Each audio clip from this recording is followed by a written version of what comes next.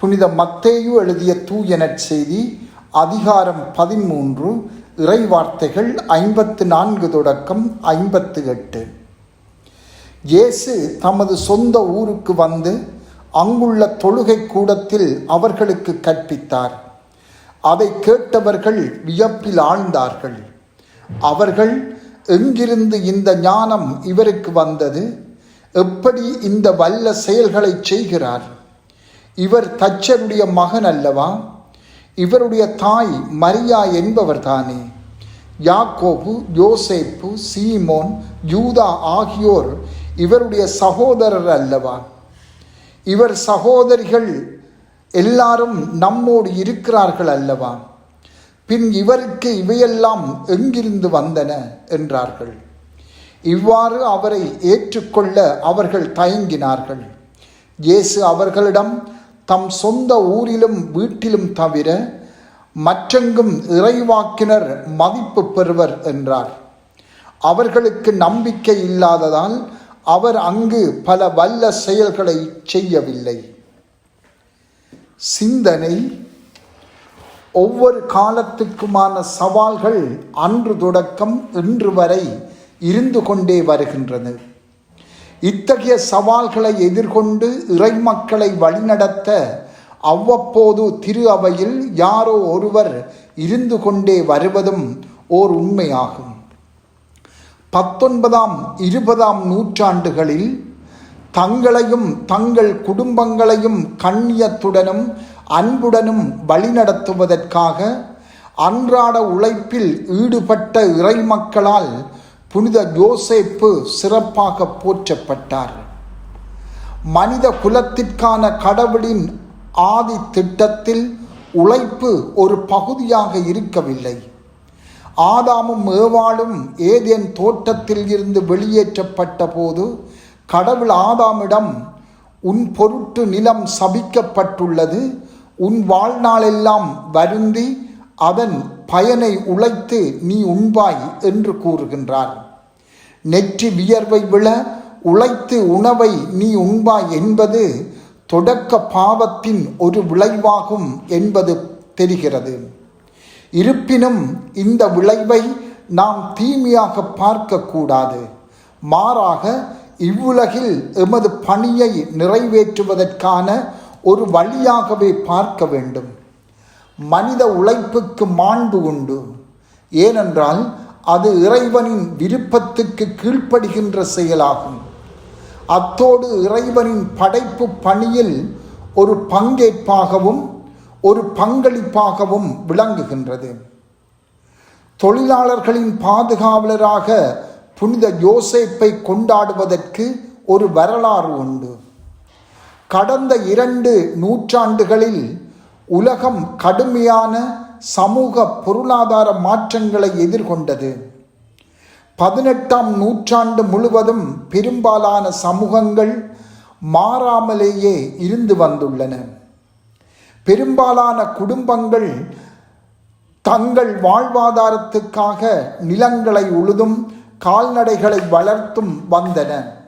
சிலர் தச்சராகவும் கொல்லராகவும் தையல்காரராகவும் ரொட்டி சுடுபவராகவும் செருப்பு தைப்பவராகவும் வாழ்ந்து வந்தனர்.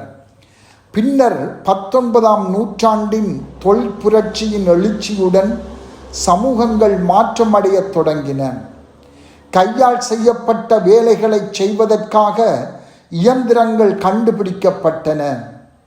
தொழிற்சாலைகள் நிறுவப்பட்டன. தொழிற்சாலைகளில் வேலை செய்வதற்காக தொழிலாளர்கள் நகரங்களுக்கு குடிபெயரத் தொடங்கினர். இதனால் தனிப்பட்ட தொழிலாளர்கள் பின்தங்கிவிட்டனர். உற்பத்திகள் அதிகரித்த போதிலும் புதிய முறைகேடுகளும் எழுந்தன. குழந்தை தொழிலாளர்கள், நீண்ட நேர வேலை, பாதுகாப்பற்ற சூழலில் வேலை மற்றும் குறைந்த ஊதியம் போன்றன. இவை குடும்ப வாழ்வை பெரிதும் பாதித்தன. இந்த பிரச்சனைகளுக்கு விடையாகவே திரு அவை புனித யோசேப்பை ஒரு முன்மாதிரியாக முன்வைத்து அனைவரும் அவரை பின்பற்ற வேண்டும் என்று கேட்டுக்கொண்டது. 1889 திருத்தந்தை 13ஆம் லியோ அவர்கள் புனித யோசேப்பை சுட்டிக்காட்டினார். லாபம் ஈட்டுவதே உழைப்பின் இலக்காக மாறியது.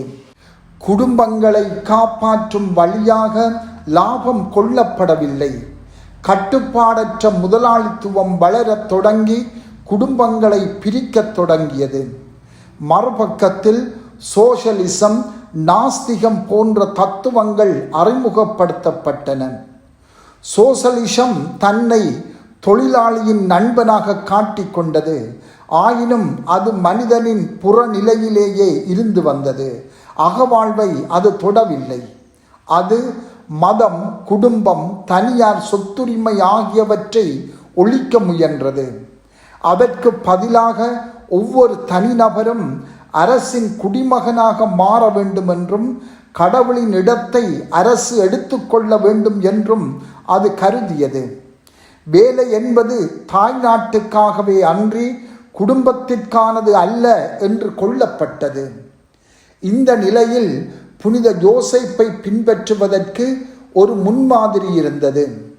புனித யோசேப்பு செல்வந்தராக வேண்டும் என்பதற்காக உழைக்கவில்லை.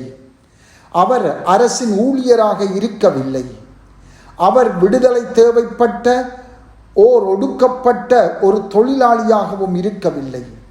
அவர் தன் குடும்பத்தை எளிமையான முறையில் பராமரித்து தன் வேலையை கண்ணியத்துடன் செய்த ஒரு குடும்பத்தவராகவே இருந்து வந்தார். திருத்தந்தை 12ஆம் பயஸ் அவர்கள் புனித யோசேப்பின் வணக்கத்தை மேலும் ஒரு படி மேலே கொண்டு சென்றார்.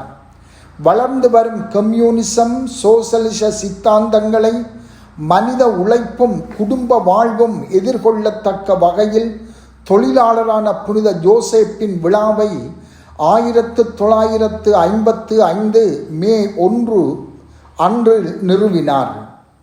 நசரேத்தின் எளிய கைவினைஞரான புனித யோசேப்பு கடவுளுக்கும் திரு அவைக்கும் தொழிலின் மாண்பை உணர்த்தும் அதே வேளையில் உங்களையும் எல்லா குடும்பங்களையும் எப்போதும் முன்னறிந்து பாதுகாக்கும் காவலராகவும் இருக்கின்றார் என்று அவர் கூறுகின்றார். மே 1ஆம் நாள் புனித யோசேப்பின் விழா என்று தெரிவு செய்யப்பட்டமைக்கான காரணம் அன்றுதான் சர்வதேச உழைப்பாளர் தினம் என்று சோசலிச நாடுகள் கொண்டாடத் தொடங்கின. புனித யோசேப்பு என்னும் வடிவத்தில் உழைப்பாளியை கௌரவிக்கும் ஒரு கத்தோலிக்க பெருவிழாவானது சோசலிச சித்தாந்தத்தை எதிர்த்து போராடுவதற்கும் உழைப்பின் மாண்பையும் அதை உரிய இடத்துக்கு மீட்டு கொண்டு வர வேண்டும் என்பதற்காகவும் ஒரு வழியாக இந்த விழா நிறுவப்பட்டது. தொழிலாளியான புனித யோசேப்பை இன்று கொண்டாடும் போது உழைப்பின் மாண்பை பேணுவதற்கான எமது அழைப்பை இன்று சிந்திப்போம். இவ்வாறு சிந்திக்கும் போது நாம் செய்யும் தொழிலை சரியான கண்ணோட்டத்தில் நாம் பார்க்க வேண்டும். எமது உழைப்பின் இலக்கு என்ன? அதீத லாபத்தை நாடி வரம்பு மீறி செயற்படுகின்றோமா? புனித யோசேப்பின் ஒழுக்க நெறியை பின்பற்ற முயல்வோம். எமது வாழ்வின் அழைப்பை நிறைவேற்ற கடினமாக உழைத்து வரம்பு மீறல்களை தவிர்த்து கொள்வோம். செபம். புனித யோசேப்பே, நாம் செய்யும் தொழிலின் மூலம் எமது அழைப்பை நிறைவேற்ற எமக்காக மன்றாடும். ஆமென்.